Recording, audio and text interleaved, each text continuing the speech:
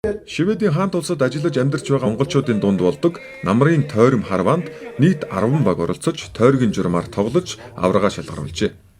Шагаачдын тоо улам их нэмэгдэж байгаа. За ялангуяа хүүхд багчууд их сонирхож эхэлж байгаа. Шведэд шагаа харвааг сонирхож байгаа клуб хүртэл хичээлж байгаа. Аймгийн улс мэргэн Сүнэ Сэрэмгийн энд гэрэл гэж хүн бас багшлаад ажиллаад явж байна. Жилэрэг тусам Европод гарч тоглож байгаа багуудын тоо бол улам их ихсэж байгаа.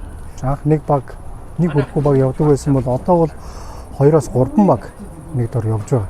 Шагаан тойромд лувсан чимэд ахлагчтай дунд говь баг, 2 дугаар байранд эрхэн баяр ахлагчтай баг, харин 3 дугаар байранд амраа ахлагчтай багууд тус шалгарсан байна. Түүнчлэн тэмцээнд Шведийн 2 дахь том хот болох Гетеборг хот дахь салбар холбооны төлөөлөл амжилттай оролцжээ.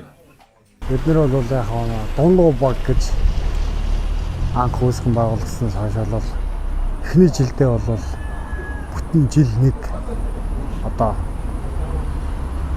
бүхэл тэмцээнүүд төрүүлсэн. Нэг жил бол ингээд 7 тэмцээн болсон байдیں۔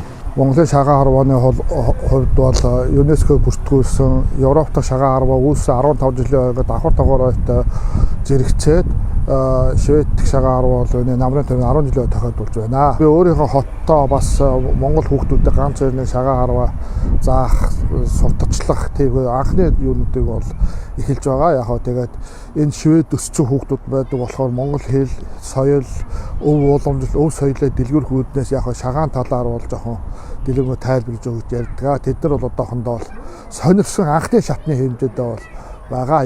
Энд оролцсон багаас 3 баг Европын аврах шалгаруулах шагаан харвааны тэмцээнд оролцох юм байна.